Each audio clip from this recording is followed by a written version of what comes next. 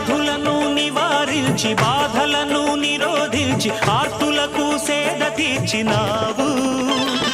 శరణాగతులందరికీ సద్గతులను కలిగించి సమతామూర్తివై నిలిచినావు.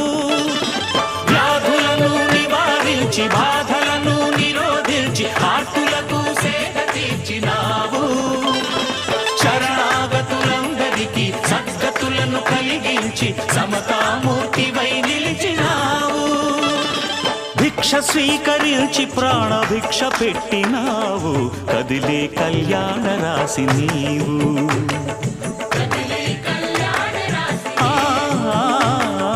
కదిలే కళ్యాణ రాశి నీవు.